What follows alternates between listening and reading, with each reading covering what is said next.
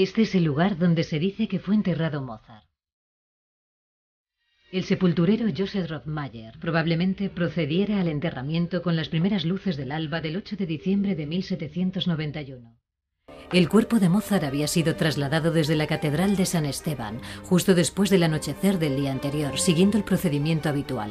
El cementerio de St. Marx, nuevo por aquel entonces, está situado a algo más de una hora de camino desde el centro de Viena, por razones de higiene, pero también porque el emperador deseaba evitar las pompas fúnebres excesivas.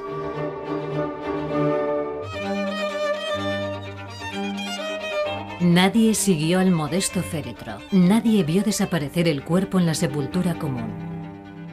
Toda la historia del cráneo de Mozart se basa en la leyenda.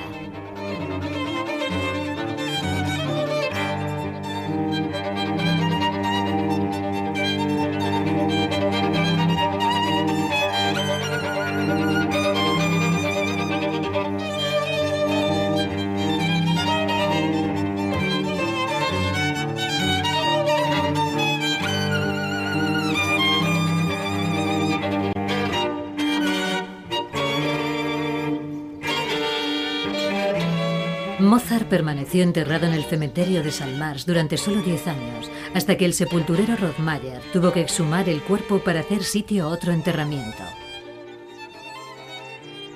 Enterró los huesos deprisa y se quedó con el cráneo, un caso claro de expolio de sepultura. A la muerte del enterrador, su oficina y el cráneo pasaron a manos de su sucesor, Joseph Ravchov. Se dice que Ravchov entregó el cráneo a su amigo Jacob Hill como obsequio en 1842. Por aquel entonces Mozart ya llevaba medio siglo muerto.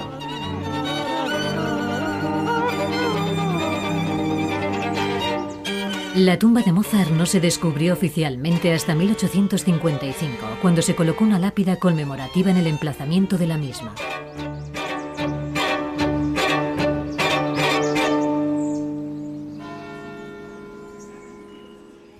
Cuando el reloj marcaba las 6 de la mañana en la Catedral de San Esteban de Viena, el barbero ya iba de camino hacia la casa de Mozart. La casa de Fígaro en Domgasse es la única residencia de Mozart que sigue existiendo en la actualidad. Todas las mañanas el barbero despertaba al compositor y le ayudaba a vestirse. A Mozart le gustaba madrugar para aprovechar las horas de luz. Las primeras horas del día las dedicaba a componer. Mozart componía muy rápido. Debió escribir alrededor de 2000 notas diarias para crear tantas obras durante su corta vida. Su catálogo de obras contiene 626 composiciones, incluyendo 30 conciertos para piano, 41 sinfonías, 17 óperas, comedias musicales y mucho más.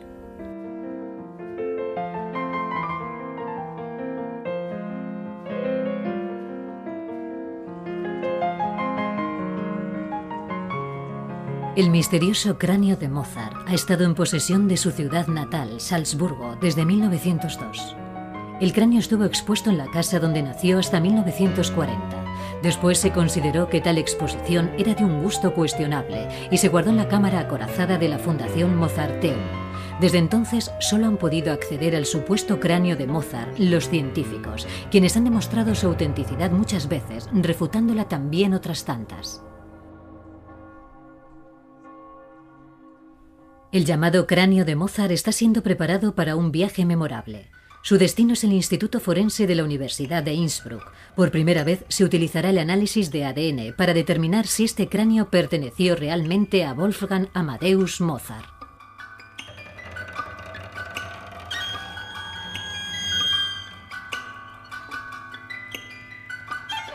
De este modo da comienzo la búsqueda de pistas del caso Mozart. El análisis de ADN solo tiene sentido si se consigue encontrar a la familia de Mozart. Por esa razón, se está preparando la sepultura de la familia Mozart en el cementerio de San Sebastián en Salzburgo para su exhumación, con la autorización de la ciudad de Salzburgo, por supuesto. Se cree que la viuda de Mozart, Constanza, y su segundo marido, Georg Nissen, están enterrados aquí, al igual que su padre, Leopold, su abuela, Eufrosina, y su sobrina Janet. Los investigadores están buscando a la abuela y a la sobrina de Mozart.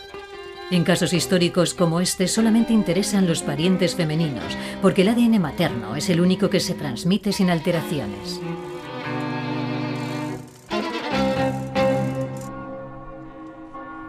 San Sebastián es la única posibilidad. La madre de Mozart falleció en París y fue enterrada en un cementerio sobre el cual se ha construido, habiendo desaparecido para siempre. En Salzburgo también se encuentra la tumba de la hermana de Mozart, Ana María, conocida por Nannerl. Fue enterrada en una tumba común del cementerio de San Pedro. Sus restos ya no se conservan porque este tipo de sepulturas han sido normalmente vaciadas en muchas ocasiones para hacer sitio a otros cuerpos.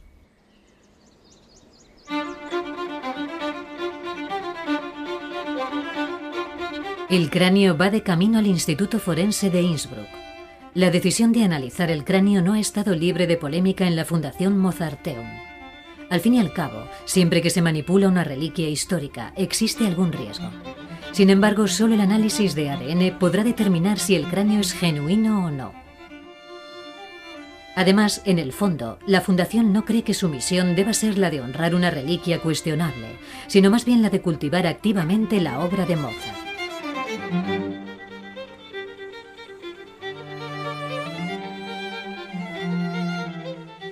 En Innsbruck, el médico forense Walter Parson y el cirujano bucal Gertrud Bieser examinan el estado del cráneo. Los dientes son de un interés especial. Confían en que una placa de rayos X arroje algo de luz sobre la cuestión.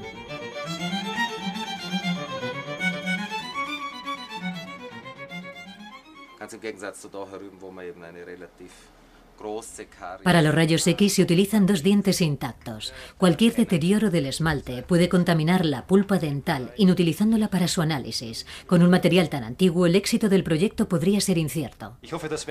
Confío en obtener algún resultado. En otras palabras, confío en encontrar ADN suficiente en el diente para poder producir algún resultado.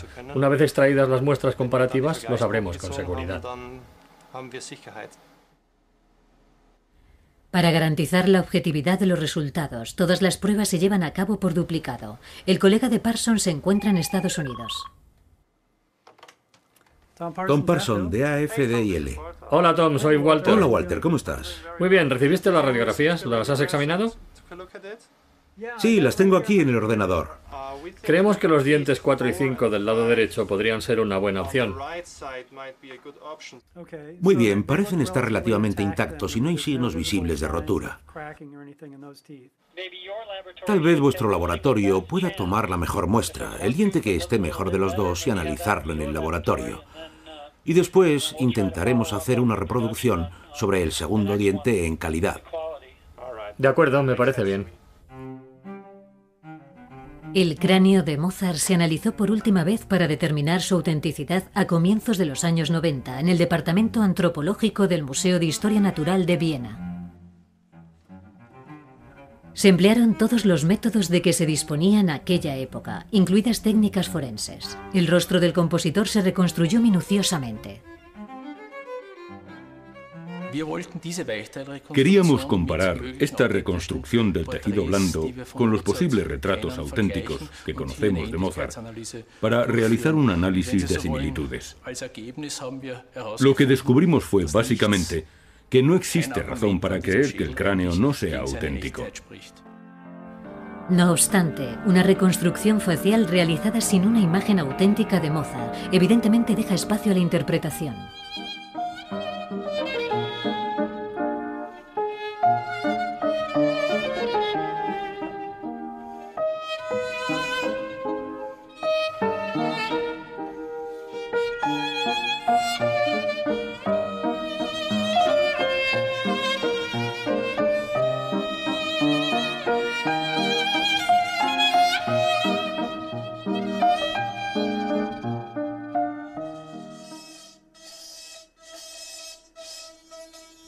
En el Instituto de Medicina Forense de Innsbruck, los científicos se disponen a extraer dos dientes del cráneo. Uno permanecerá ahí, mientras que el otro se enviará al experto de Estados Unidos. La extracción de los dientes es una labor delicada, porque se encuentran firmemente adheridos al hueso de la mandíbula. Intentémoslo de nuevo a ver qué podemos hacer.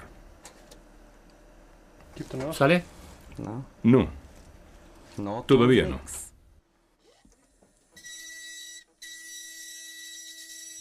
El cirujano bucal no debe dañar el cráneo.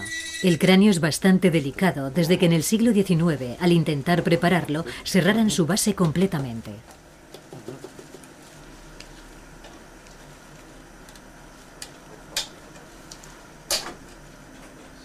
Ya cede.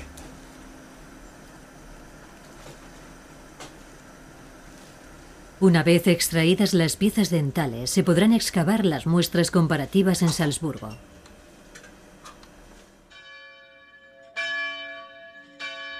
La sepultura de la familia Mozart ya fue abierta una vez hace más de 100 años. En aquella ocasión, el archivista de la Fundación Mozarteum, Johann Engel, exhumó 4 esqueletos. Si sus descripciones son precisas, los huesos de la abuela y de la sobrina de Mozart deberían seguir intactos en la tumba. No obstante, el arqueólogo Wilfred Kovačević no tiene la certeza de que este sea el caso. Espero por lo menos que encontremos a una de las 2 mujeres que buscamos. No tengo pruebas, pero ¿por qué no iban a estar ahí? Todas las suposiciones parecen ser ciertas. Los 4 cráneos que colocó Engel en la tumba siguen ahí. Según los escritos de Engel, pertenecen a Leopold Mozart, a Georg Nissen, a Constanza Weber y a su tía Genoveva Weber. Los esqueletos que yacen intactos al lado de los cráneos deben pertenecer, por lo tanto, a la abuela y a la sobrina de Mozart. La profundidad de la sepultura se corresponde con la fecha de los enterramientos. En total, se exhumaron los restos de 8 personas.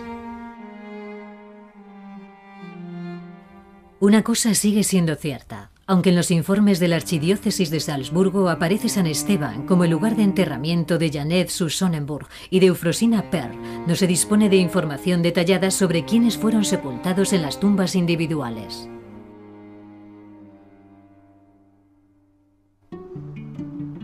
Laboratorio de Identificación de ADN de las Fuerzas Armadas de los Estados Unidos en Rockville, Maryland. Tom Parson es un experto en casos históricos. Fue Parson quien demostró hace algunos años que los restos del último zar de Rusia y de su familia eran auténticos.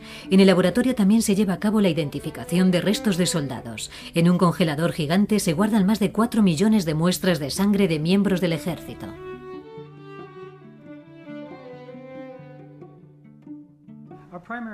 La principal responsabilidad del AFDIL es el análisis de huesos y dientes antiguos, de los miembros del ejército de los Estados Unidos desaparecidos en guerras anteriores, en la guerra de Vietnam, en la de Corea e incluso en muchos casos en la Segunda Guerra Mundial. De modo que hemos analizado miles de casos de este tipo, de los cuales el diente de Mozart es perfectamente representativo. El diente del cráneo de Mozart acaba de completar un largo viaje. Se ha limpiado y ahora se seccionará para extraer la pulpa dental del interior del diente. En el Instituto de Medicina Forense de Innsbruck se encuentra el Laboratorio Central Austriaco, pero también realizan análisis para los países vecinos. Aquí fueron identificadas, por ejemplo, todas las víctimas europeas del tsunami del sureste de Asia. El director del instituto, Richard Hightower, supervisa todas las muestras de ADN legalmente relevantes de Austria.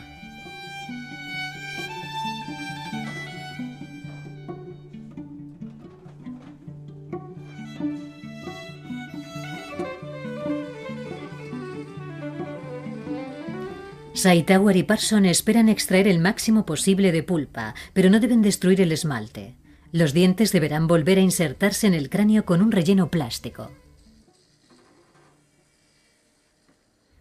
Ambos equipos están satisfechos por la cantidad de pulpa extraída del diente.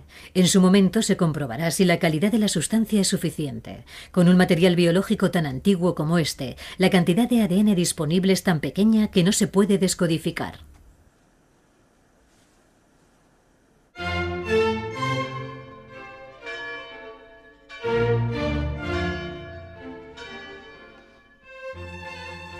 El 27 de enero de 1756 nacía Wolfgang Amadeus Mozart en esta casa. Era el 7º y último hijo de Ana María y Leopold Mozart. Solo 2 de sus hijos sobrevivieron. Wolfgang Amadeus nació en una familia poco corriente. A sus padres Leopold y Ana María se les consideraba la pareja más atractiva de Salzburgo, y su matrimonio era una de las pocas relaciones de la época que estaba verdaderamente basada en el amor. No tardaron en descubrir que su hija, Nannerl, poseía un don especial para la música, pero sería su hijo pequeño quien asombraría al mundo entero con su talento, ya incluso de niño. Leopold Mozart ha recibido muchas críticas por el modo en que comercializó los prodigios de su hijo, pero aquellos viajes concedieron a los niños la oportunidad de familiarizarse con otros países y otras lenguas. Nunca vieron el interior de una escuela. Su padre fue su único maestro, extraordinario por otra parte. Su método para violín se hizo muy popular en aquella época y todavía se sigue utilizando hoy en día.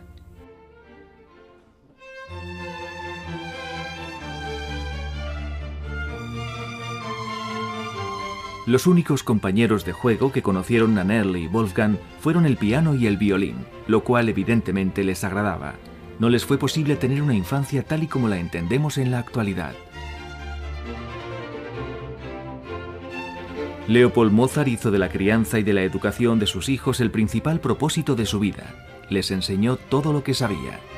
El padre de Mozart no era en absoluto meramente músico, también sentía interés por la filosofía, las lenguas, la literatura, la historia y la política. Su biblioteca moldeó la educación de sus hijos desde el principio.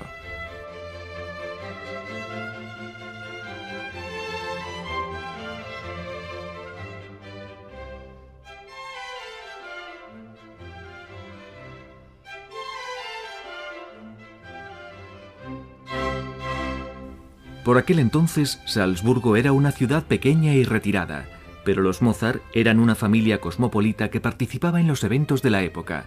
En Londres, Leopold Mozart adquirió unos microscopios modernos, astronómicamente caros, que dejaba utilizar a sus hijos.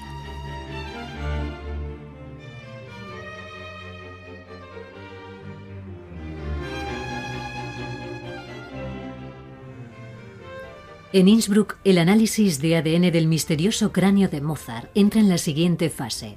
Se produce una solución con la pulpa dental que será sometida a un complejo proceso químico para prepararla para el análisis definitivo.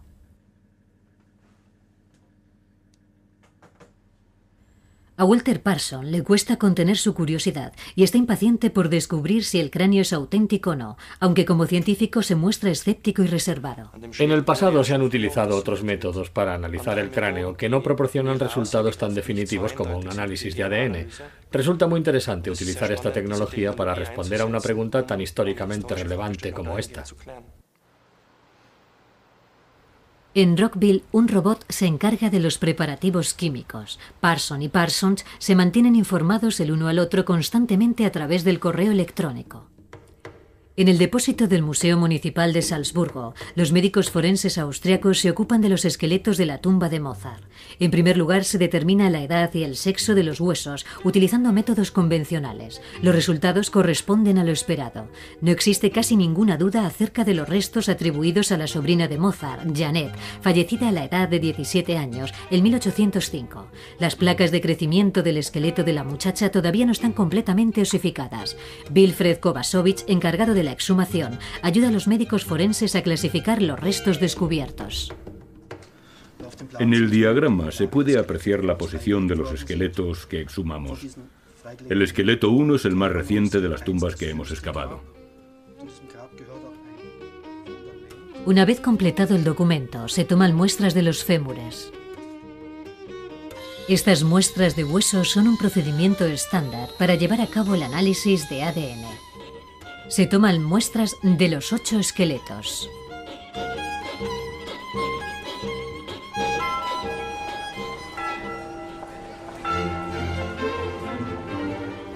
En Salzburgo, Mozart ya era un jovencito. La familia se trasladó a un espacioso piso en la plaza del mercado. Leopold Mozart alquiló también el llamado Dancing Masters Hall. Allí vendía pianos por encargo e instruía a sus alumnos.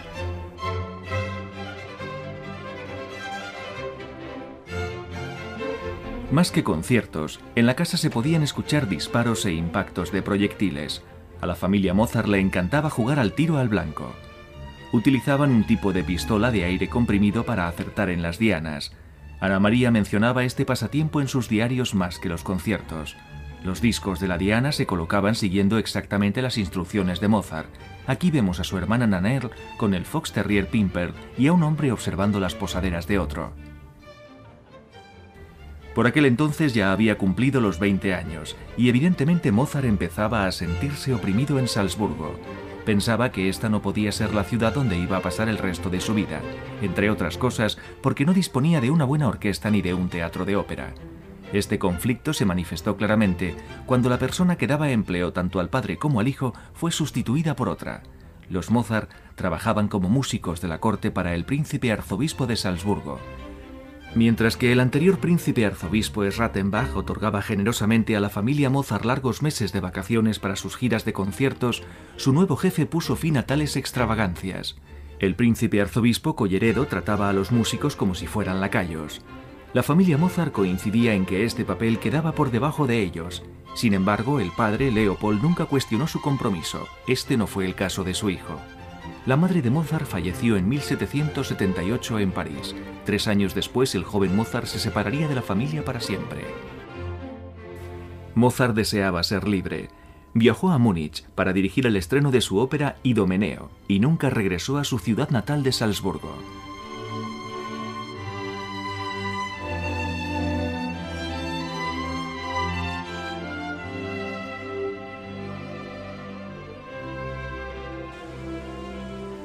La invitación de Colleredo a Viena no fue amistosa. Al fin y al cabo, Mozart había prolongado sus vacaciones 3 meses. Colleredo estaba residiendo en la Deutsche Ordenhaus, casa de la Orden Teutónica en Viena, y necesitaba a Mozart para los conciertos. Mozart llegó a Viena agotado por el largo viaje y se le ordenó que se sentara al piano inmediatamente. En una carta a su padre se quejaba amargamente de Colleredo calificándole de burdo. La animadversión de Mozart hacia el arzobispo crecía. Solo se le proporcionó una pequeña habitación y se le obligaba a comer en la mesa de los sirvientes y barberos. Las comidas y el sueldo irrisorios que percibía los consideraba una afrenta.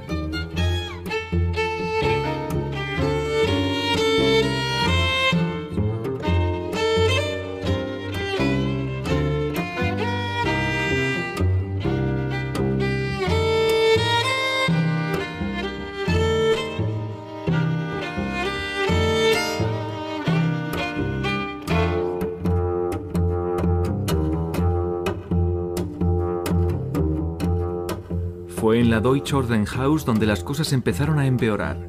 Mozart escribió una petición solicitando que lo liberaran de sus responsabilidades. En Salzburgo, Leopold intentaba evitar lo peor. Le pidió al duque Arco, un antiguo amigo de la familia al servicio del príncipe arzobispo, que apaciguara el ánimo del joven.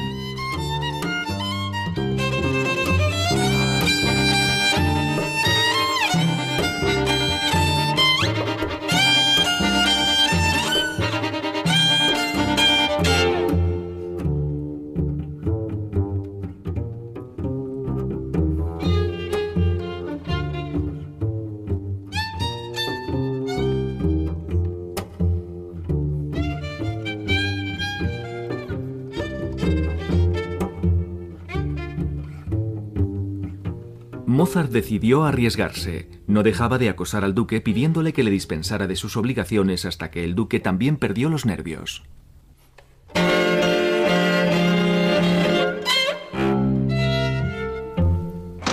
Con un portazo mandaron a Mozart de camino a un futuro incierto como artista por su cuenta. Aún sigo lleno de indignación, escribía a su padre, mencionando casualmente que se encontraba visitando a unos viejos amigos, la familia Weber.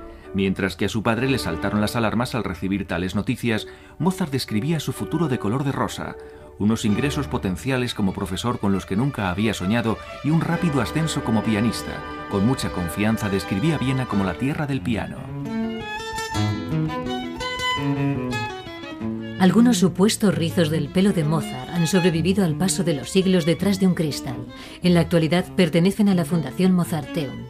A Walter Parsons solo se le permite tomar unos pocos folículos de pelo como muestra.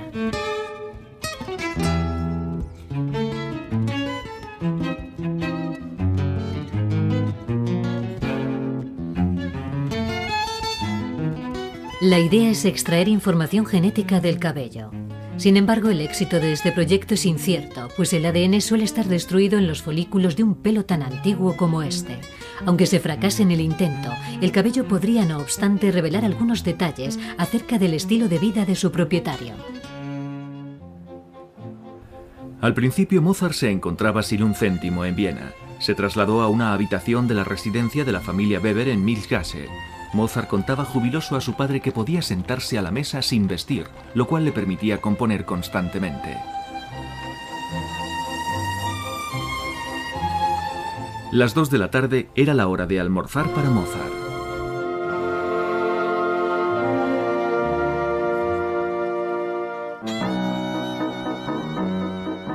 El compositor detestaba comer solo. Aceptaba cualquier invitación que prometiera almorzar en compañía de otros. Prefería visitar a sus alumnas de piano a la hora del almuerzo y así se convertía en el invitado a cenar de muchas de las casas nobles de la ciudad.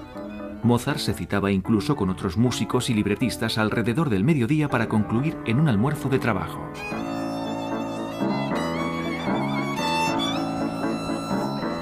Por las tardes Mozart raramente permanecía en casa.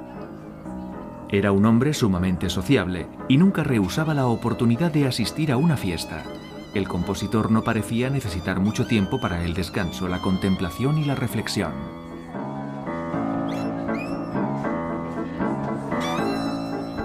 Mozart era un gourmet. En sus cartas hablaba con pasión de la deliciosa carbonade, de capones tiernos y de buen pescado. Muchas de las referencias eran casi de naturaleza disipada. No en vano, Mozart ya lucía papada a la edad de 30 años.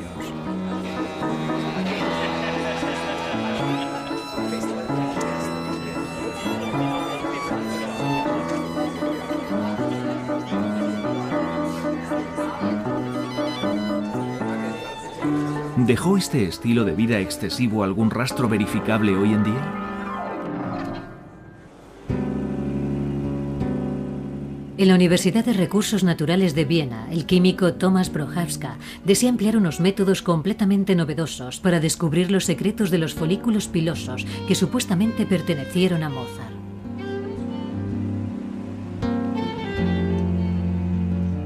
Se proyecta un rayo láser sobre cada una de las muestras para separar una capa de la superficie tan fina como una cuchilla de afeitar.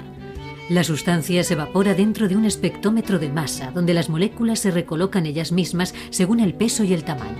Esto permite visualizar todos los elementos retenidos en el cabello. El análisis se centra en los metales pesados. Existen otros elementos ahí, como el mercurio, que se empleaba ampliamente como medicamento en aquella época, en el caso de algunas enfermedades de transmisión sexual, por ejemplo. Supuestamente el padre de Mozart, que era un lego en materia de medicina, solía tratar a su hijo con medicamentos que preparaba él mismo. De manera que encontramos varios elementos, entre ellos mercurio, plomo, arsénico o antimonio, empleados también como medicamento. Cuando sus hijos estaban enfermos, Leopold Mozart supuestamente les suministraba una sustancia denominada polvo de margrave, una atrevida mezcla compuesta, según cuentan, de unicornio, momia y mercurio. Este metal pesado tóxico se empleaba en numerosos medicamentos de la época. El envenenamiento por mercurio provoca depresión, fiebre, escalofríos, sarpullidos y en algunos casos incluso la muerte.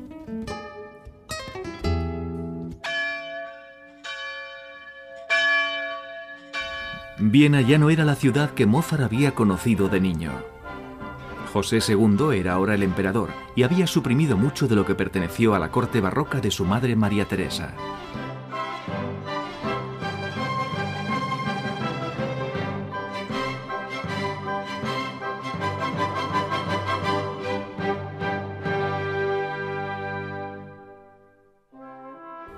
Al joven emperador no le preocupaba la etiqueta de la corte. Recortó gastos drásticamente. Mozart lo consideraba un avaro, aunque el emperador y el músico siempre se dirigieron el uno al otro con respeto. José II reverenciaba a Mozart, pero se negaba a conceder al compositor el puesto remunerado en la corte que Mozart deseaba.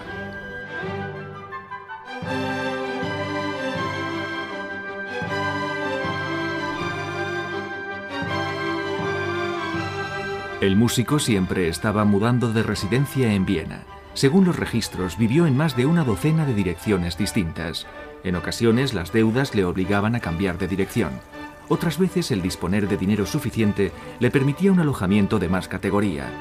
Como era un extranjero, no le era posible adquirir un apartamento. Su primera propiedad fue en el Graben, en la esquina de Habsburger Gasse.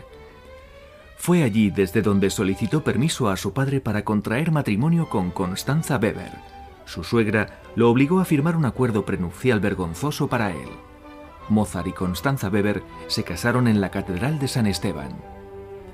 No hay nada en la vida de Mozart que haya inspirado tanta desconfianza como su esposa, aunque muchas veces se pasa por alto el hecho de que Mozart amaba sinceramente a Constanza, que nunca quería estar alejado de ella y que ella también era su compañera en cuestiones de música. Siempre que la pareja disponía de algunas horas de asueto por la tarde, las pasaban interpretando música juntos, improvisando en muchas ocasiones.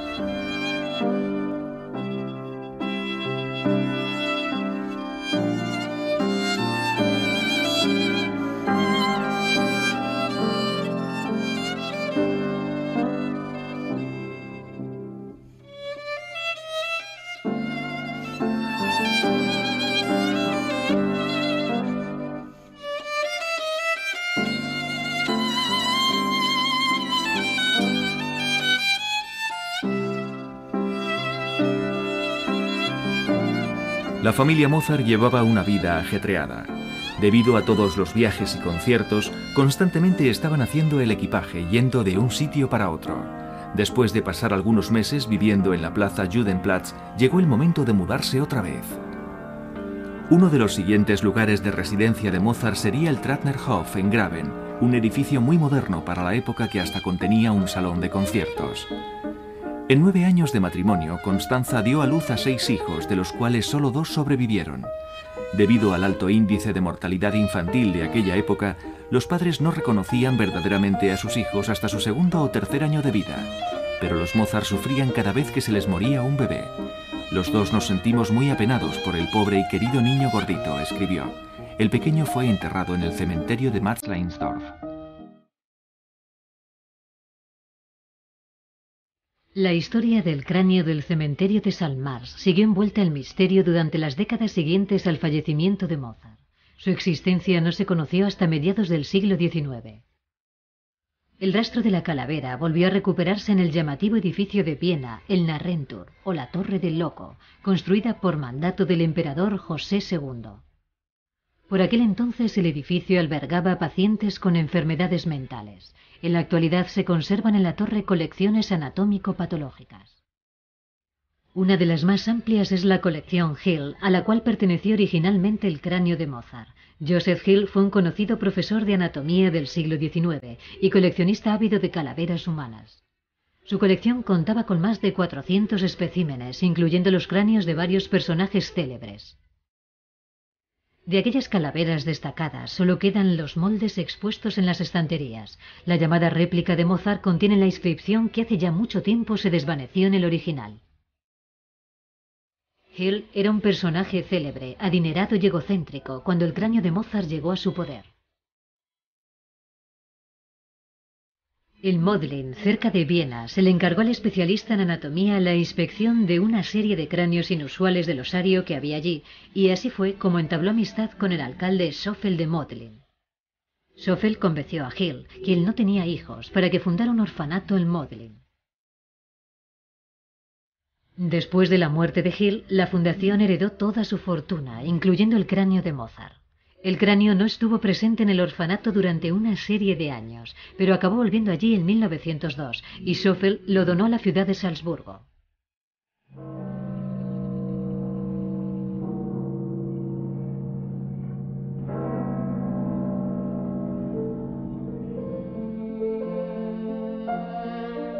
Es bien conocido que Mozart apenas se relajaba. Sin embargo, le gustaba leer. Y leyó mucho. Siempre que una fiesta le aburría, se retiraba con un libro. La biblioteca del compositor revela sus múltiples intereses. Igual que hiciera su padre, Mozart adquirió libros para su hijo, un atlas y un libro de geografía elemental para niños. El compositor leía obras de filosofía y conocía a algunos de los autores personalmente. También le interesaban la historia natural y las obras espirituales y de entretenimiento. Naturalmente muchos de sus libros eran libretos, los cuales leía con frecuencia buscando siempre nuevo material para sus óperas.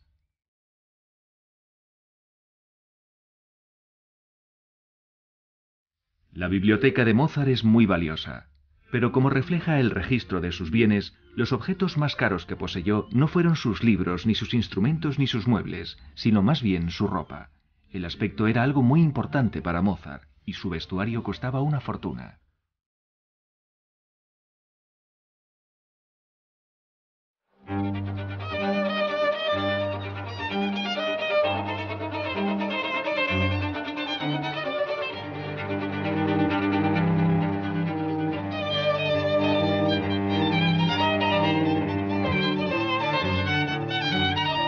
Mozart y el dinero, un tema complicado. El cliché de compositor necesitado no es exacto.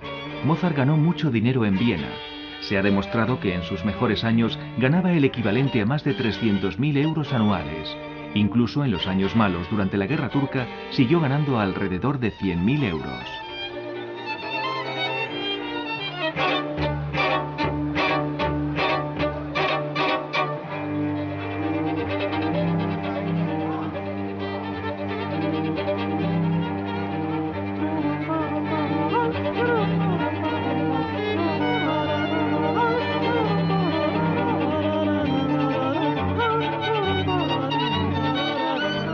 Mozart no administraba bien su dinero. Cuando lo tenía lo gastaba a manos llenas. Cuando no lo tenía amontonaba deudas incontroladamente y solo saldó una parte de ellas. No existe una explicación fiable de a dónde fue a parar todo el dinero.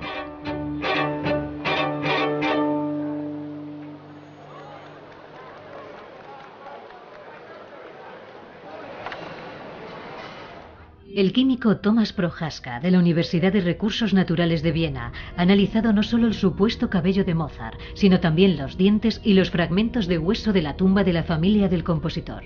El análisis de los dientes suscita un interés especial, porque contienen un archivo de información sobre la infancia del sujeto. En los dientes se almacenan concentraciones de todas las sustancias. Extrajimos un fragmento muy pequeño de esmalte del diente de Mozart para su análisis. En este diminuto fragmento observamos dos fenómenos muy interesantes en relación al cráneo. La concentración de antimonio es muy alta en el esmalte de este diente en comparación con otros individuos del mismo período. Y lo mismo sucede con la concentración de arsénico. Este resultado corresponde a la infancia de Mozart y a sus primeras enfermedades. El químico también visitó el depósito del Museo de Salzburgo para tomar muestras de cada uno de los esqueletos exhumados de la sepultura familiar. Los últimos 10 años de la vida de una persona fallecida quedan almacenados en sus huesos. Aquí lo interesante es que la concentración de plomo en los huesos del cráneo que atribuimos a Mozart es significativamente inferior a la de otras muestras del mismo período. Esto podría deberse a varias razones. Lo más probable es que este individuo viviera circunstancias completamente diferentes. En otras palabras, que tuviera un estilo de vida diferente y una alimentación también distinta. Pudo haber bebido menos vino o menos agua de las cañerías de plomo. Por lo tanto, el supuesto cráneo de Mozart está libre de metales pesados. Sin embargo, las muestras de la tumba de Salzburgo están contaminadas. ¿Tuvo Mozart un estilo de vida más saludable que sus familiares? Los folículos pilosos reflejan la situación actual del momento en que fueron cortados. Cuando examinamos los folículos pilosos de Mozart, generalmente no encontramos niveles significativamente elevados de ningún metal pesado. En otras palabras, no se aprecia envenenamiento agudo en ninguna parte, además del mercurio. En uno de los cabellos encontramos una concentración muy alta de mercurio, lo cual indudablemente indica que en cierto momento de su vida ingirió una cantidad muy elevada de mercurio, en forma de veneno o de medicamento que contuviera esa sustancia. Solo uno de los cabellos contiene mercurio. Sin embargo, no se sabe con certeza si el cabello perteneció a Mozart realmente.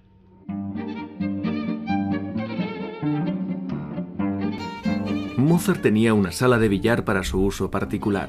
La mesa de billar era una de sus posesiones más valiosas. Le gustaba jugar y lo hacía con frecuencia.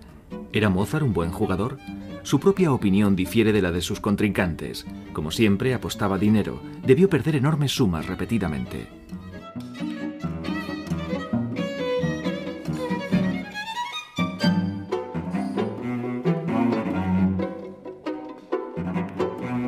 Los historiadores coinciden en que difícilmente puede existir otra explicación a las deudas de Mozart. Como jugador de billar, se fue encontrando en situaciones de riesgo económico cada vez con más frecuencia y gradualmente fue arruinando su reputación. Las cartas suplicantes que escribió a su hermano masón Puchberg son penosamente claras. Mozart hablaba de honor y de crédito. Solo a las deudas de juego se les hace referencia como deudas de honor.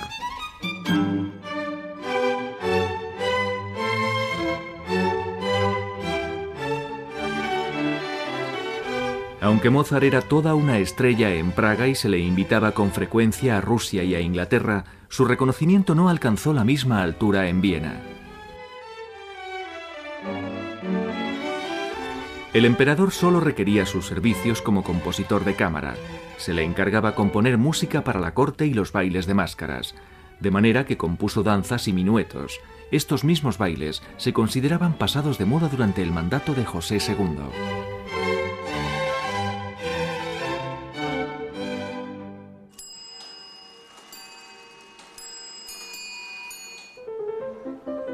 Mozart ganó mucho dinero como virtuoso del piano. Cuando más éxito alcanzaba era cuando él mismo interpretaba la música. Como cualquier estrella, Mozart solo tocaba su propio instrumento. Esto significaba que todos los días su piano debía ser trasladado de un lugar a otro de la ciudad.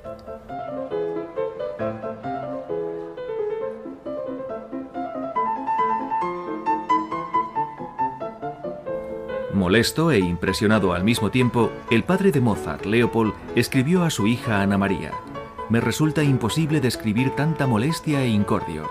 El piano de cola de tu hermano ha sido trasladado de la casa al teatro o a otra casa al menos 12 veces desde que estoy aquí».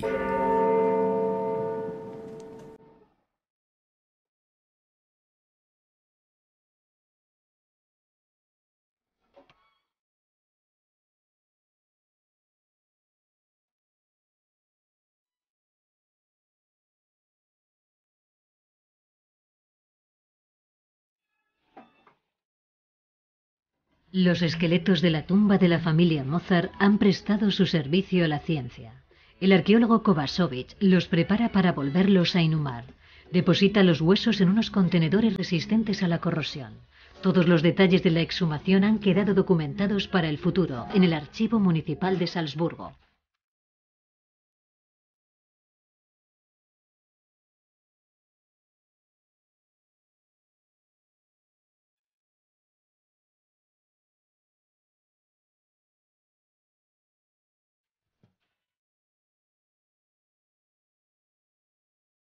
De nuevo se ha vuelto a abrir la tumba del cementerio de San Sebastián en Salzburgo. El sepulturero vuelve a colocar los huesos sobre la tierra.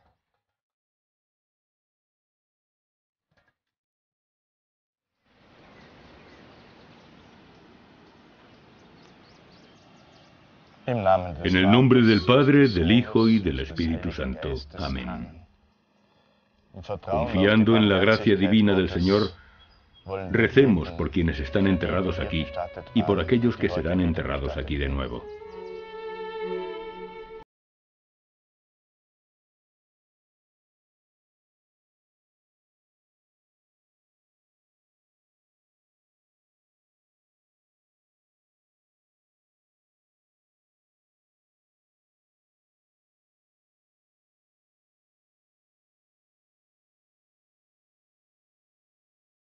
Colocan las lápidas en su lugar.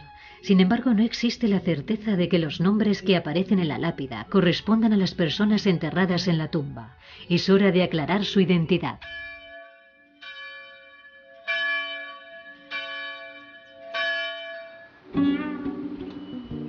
En Rockville, los análisis entran en una fase decisiva. El ADN se vuelve visible en la cámara de electroféresis. Acabo de introducir en este instrumento un disco con las secuencias que hemos obtenido del diente de Mozart. Han sido sometidas a unas reacciones químicas que ahora, una vez introducidas en el equipo, nos permitirán leer base por base la información con toda precisión. Lo que estamos haciendo con este instrumento es leer el contenido genético de Mozart.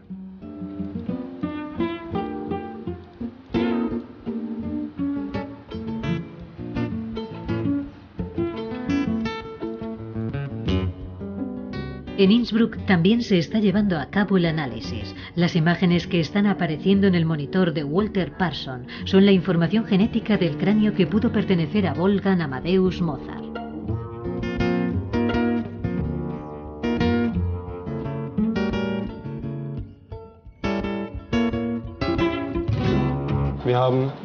Estamos obteniendo unas señales inesperadamente altas que pueden deberse al hecho de que hayamos extraído una gran cantidad de ADN del diente y de que hayamos podido analizar el ADN mitocondrial. Es una secuencia típica de las encontradas en Europa y que cabría esperar en Europa Central. El laboratorio de Tom Parsons en Estados Unidos obtuvo exactamente los mismos resultados que hemos obtenido nosotros en Innsbruck, de modo que eso corrobora completamente nuestro análisis de los datos.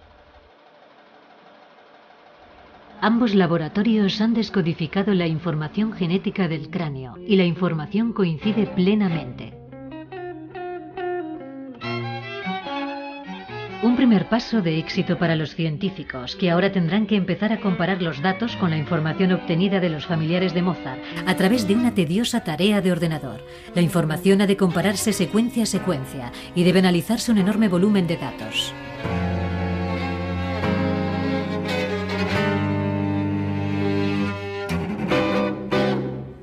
Walter Parson explica que los individuos deberán ser relacionados entre sí utilizando la información genética maternal. Los individuos que tenemos aquí a nuestra disposición, Eufrosina y Janet, forman una línea mitocondrial. En otras palabras, deben ser relacionados a través del ADN mitocondrial y poseer el mismo ADN mitocondrial. Si el cráneo perteneció realmente a Mozart, deberá tener el mismo ADN mitocondrial que las dos mujeres. Los resultados han demostrado, sin embargo, que el cráneo tiene una secuencia pre-HV, una secuencia típicamente europea, mientras que Eufrosina, la abuela, tiene una secuencia H152 y Janet una secuencia H16294. Esto significa que podemos descartar que estos tres individuos estén emparentados entre sí. Es decir, al menos uno de estos dos supuestos familiares, Eufrosina o Janet, no es auténtico. Entonces, ¿quién está enterrado en la tumba de la familia Mozart? ¿La abuela, la sobrina o ninguna de las dos? Es probable que al menos uno de los dos esqueletos pertenezca a la familia de Mozart. Es posible que se intercambiaran los huesos durante la exhumación en el siglo XIX. Los médicos forenses de Innsbruck han ampliado la investigación. Intentamos aclararlo analizando otros huesos. Analizamos todos los huesos, tanto del lado derecho como del lado izquierdo de la tumba, y llegamos a la conclusión de que ninguna de las personas que estaban allí enterradas parecían estar emparentadas entre sí. En otras palabras, la identidad de las personas enterradas en la tumba de la familia de Mozart es un gran misterio. No es posible determinar si el cráneo perteneció a Mozart, porque ninguna de las personas enterradas en esta tumba están emparentadas entre sí. Durante mucho tiempo existieron dudas acerca de las inscripciones de la tumba. Es posible que Leopold Mozart fuera enterrado en una sepultura común, como se indica en la historia familiar de la familia Berthold zu Sonnenburg. Naturalmente no existe ninguna prueba que lo demuestre. El supuesto cabello de Mozart ofrece una última oportunidad de comparación. El análisis del cabello arrojó resultados similares. En ambos casos disponíamos de resultados utilizables. Ambos procedían de personas no emparentadas entre sí. Ninguna estaba relacionada con la persona a quien perteneció el cráneo. Fallece Mozart.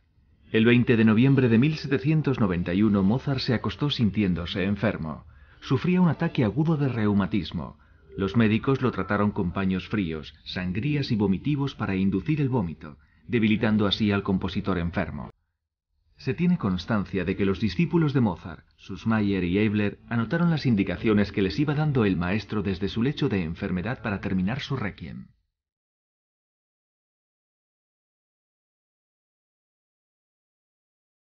Todo acabó en las primeras horas del día 5 de diciembre. Una grave fiebre miliar aparecía como la causa de la muerte en los archivos oficiales de la ciudad de Viena, un término comúnmente empleado cuando la causa del fallecimiento no estaba clara. Constanza Mozart quedó viuda a la edad de 29 años. No dispuso de ningún apoyo económico, Mozart sencillamente olvidó hacerse miembro del Fondo de Pensiones para Músicos.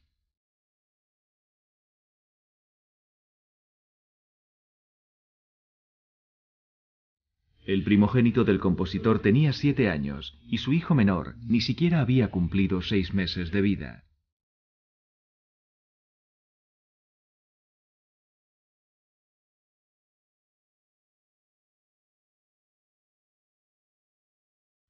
La tarde del 7 de diciembre de 1791 se recogió el cuerpo de Mozart de su piso de Rauhensteingasse y fue trasladado a la Catedral de San Esteban. Al portador de la cruz lo seguían el sacerdote y después el féretro, transportado por 4 hombres vestidos con abrigos largos. 4 niños portando faroles acompañaban al cortejo fúnebre.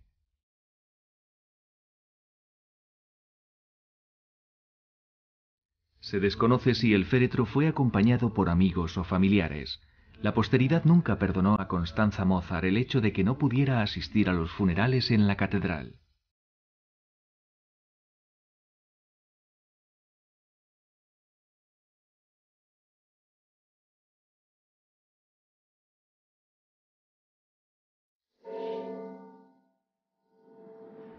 Es medianoche. Reina el silencio en el cementerio de San Sebastián. Los muertos se han vuelto a llevar sus secretos a la tumba, dejando atrás nuevas claves que descifrar.